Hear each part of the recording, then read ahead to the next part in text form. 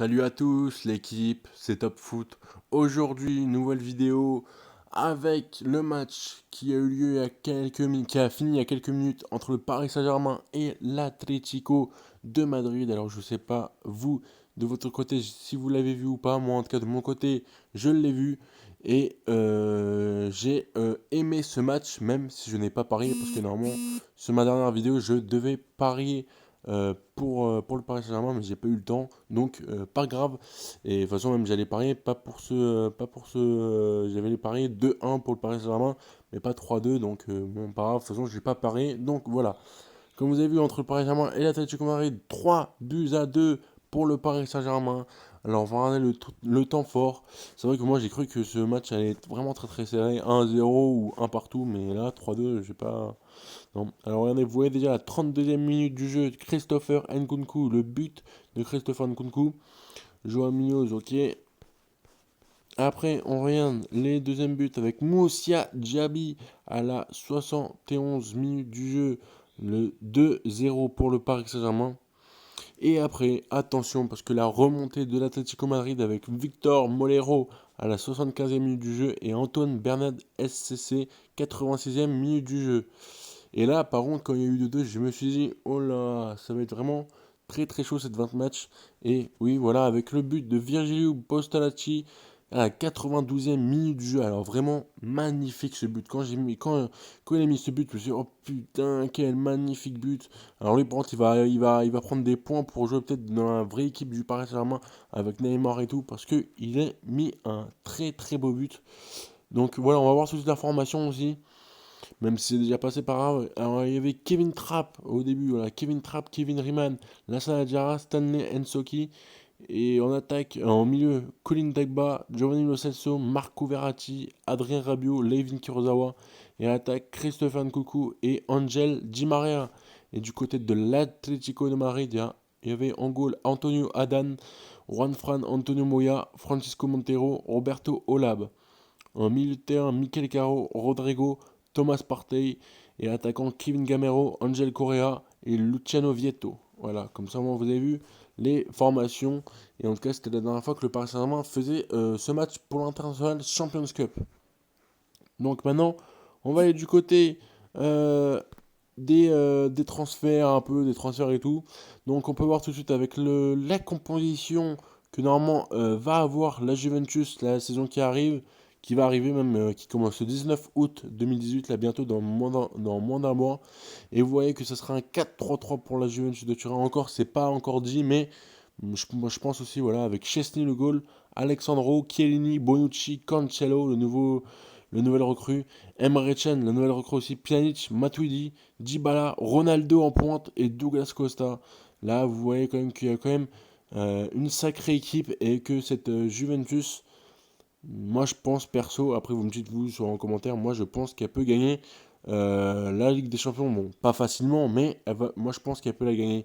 Surtout que vous regardez sur le banc, il y a encore Juan Cuadrado, il y a encore qui? Il y a encore Sami Khedira, il y a Daniel Erogani, le défenseur, il y a encore du monde, il y a encore du beau monde. Donc il y a encore Rodrigo Betancourt aussi. Bon voilà, il y a encore du monde. Donc voilà, en tout cas moi je dis que la Juventus, moi perso, que la Juventus peut gagner cette Ligue des Champions la saison 2018-2019. Donc maintenant on va passer à côté avec le nouveau maillot de la Juventus de Turin officiel présenté par Juventus. Voilà, regardez, vous voyez, magnifique ce maillot. Alors moi j'ai vu ce maillot là, ce qui paraît était fabriqué en matière recyclable. Donc en fait c'est des matières, bon, comme ça moi ça pollue moins la planète et moi je dis que c'est vraiment très très bien.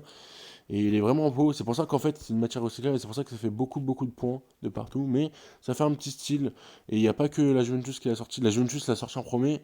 Et derrière, il y a Manchester United aussi qui l'a sorti. Je vous le présenterai plus tard dans une autre vidéo. Et il est un peu de la même couleur avec Chevrolet et tout. Voilà. Et c'est aussi un maillot fait avec la matière recyclable. Donc voilà, le maillot présenté de la Juventus de Turin 2018-2019, le third, le troisième maillot. Donc voilà. Du côté de l'AC Milan, les survêtements et le maillot domicile. Voilà, le maillot domicile que vous voyez ici, rouge et noir. Bon, ça va pas changer. Maintenant, juste, c'est le sponsor qui a changé. Vous savez que maintenant, il est avec Puma. Donc, sponsor changé. Et maintenant, vous voyez quand même qu'il est toujours rouge et noir.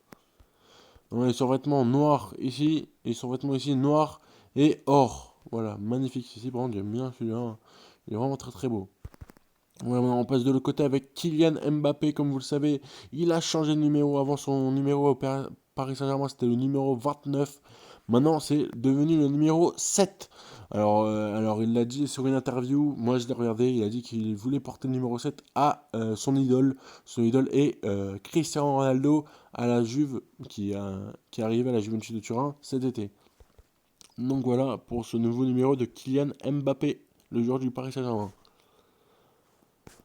Après, on va aller du côté de Manchester United. Voilà, bon, alors c'est pas celui-là que je vous disais tout à l'heure, le troisième, parce qu'en fait, le maillot aussi recyclable, en fait en matière recyclable de Manchester United, c'est le maillot third, le troisième maillot. Donc celui-ci, c'est le maillot domicile. Donc vous voyez qu'il est tout rouge, toujours comme d'hab un peu, mais vous regardez en bas du maillot qu'il y a un trait noir qui s'affine de plus en plus. Donc voilà, très joli maillot du côté de Manchester United. On va aller aussi du côté de l'Arsenal avec le nouveau maillot third de l'Arsenal. Et ils ont joué en plus avec. Quand ils ont joué contre le Paris Saint-Germain, ils ont gagné 5-1. L'Arsenal, ils ont joué avec celui-là. Bon, moi, je suis pas totalement fan de ce maillot. De toute façon, même, je suis pas fan du tout de. C'est pas que je suis pas fan du tout, mais j'aime pas trop l'Arsenal. Mais je suis pas fan aussi de ce maillot. Donc voilà, pas très fan. Moi, dites-moi ce que vous en dites. Dites-moi ce que vous en pensez. Voilà. Et maintenant, on va aller avec Olivier Giroud. Malgré l'intérêt de l'OM, Olivier Giroud aurait décidé de rester à Chelsea où il souhaite s'imposer comme titulaire. Voilà, alors, comme vous le savez, Olivier Giroud, normalement, devait aller à l'OM. Je sais pas si vous l'avez vu ou pas sur ma dernière vidéo, j'en avais parlé. Et normalement, il devait aller à l'OM.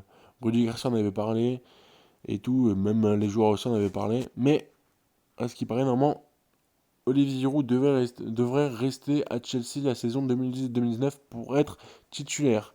Voilà, en tout cas, moi, c'était cette vidéo. En tout cas, j'espère que ça vous a plu, ces petites vidéos. Je sais que c'est des petites vidéos, mais bientôt, je vais revenir avec une vidéo avec tous les nouveaux maillots 2018-2019. Voilà, comme ça, vous pouvez aller voir tous les maillots sur ma chaîne YouTube. En tout cas, j'espère que cette vidéo vous a plu. On se retrouve à la prochaine pour une nouvelle vidéo. Ciao.